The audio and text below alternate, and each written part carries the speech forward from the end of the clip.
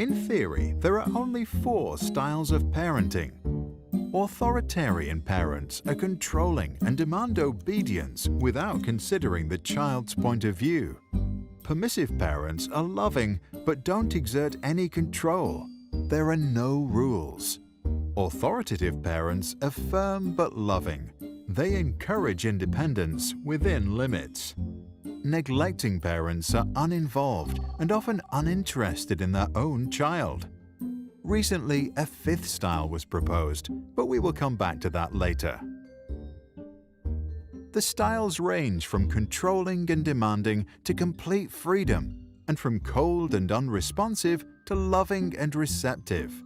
Each authoritative, permissive, authoritarian, and neglectful parents have their place.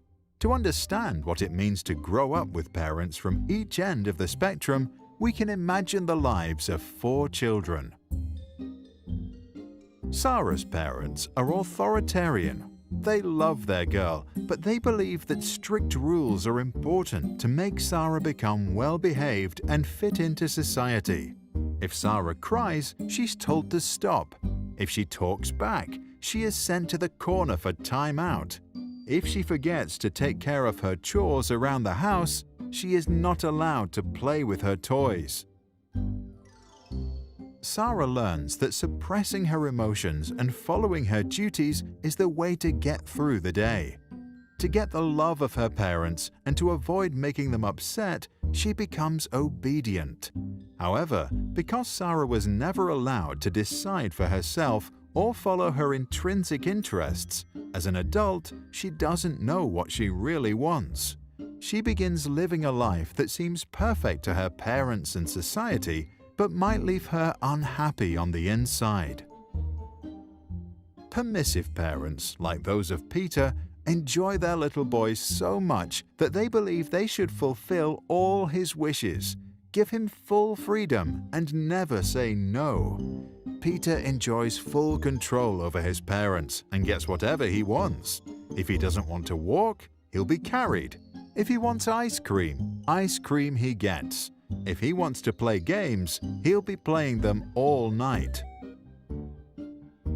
Peter grows up completely without borders and does whatever he thinks is right. He never coped with conflict, and he did not learn to control his emotions. The fact that he always got what he wanted made him a bad loser. As he grows older, he often acts inconsiderate and doesn't know his limits. Arthur's authoritative parents respect their child's needs, but believe that kids need freedom within certain limits. Arthur can freely play, but when he's done, he needs to help tidy up. He is allowed to eat ice cream, but only on Sundays. Screen time is limited to 30 minutes a day. There may be conflict, but the parents listen to what Arthur has to say and then lay down the rules.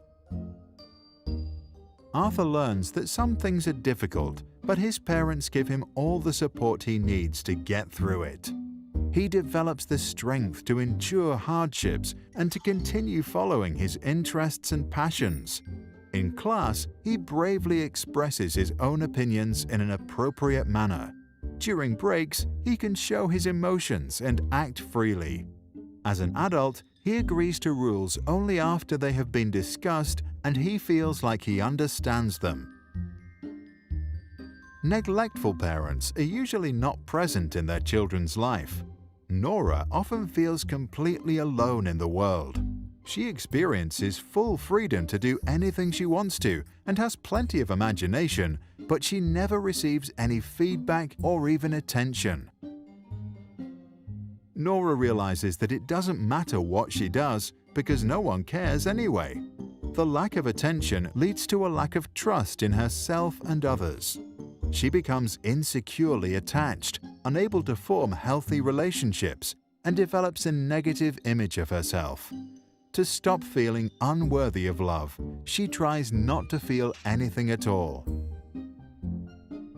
In recent years, over-involved parents who are present in every aspect of their child's life are often referred to as the 5th style. These parents are also known as snowplows, removing obstacles out of their kids' path, or helicopter parents who hover about and micromanage every aspect of their child's life. Since they won't let their children do anything alone, the children can't learn to overcome challenges by themselves.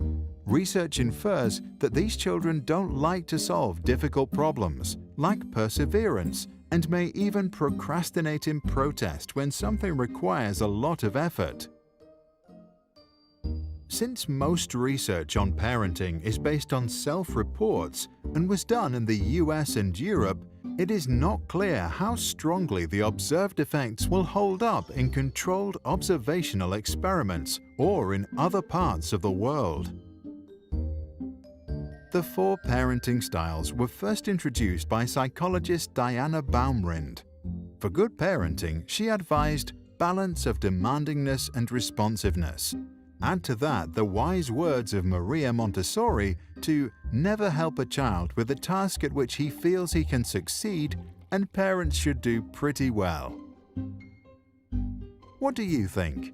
Should parents resort to a specific style, or should they decide what's best to do in a given situation, as long as they don't neglect or abuse their child? To download this video without background music and learn more about the topic, visit sproutschools.com. For a free masterclass on attachment parenting, see the link in the description below.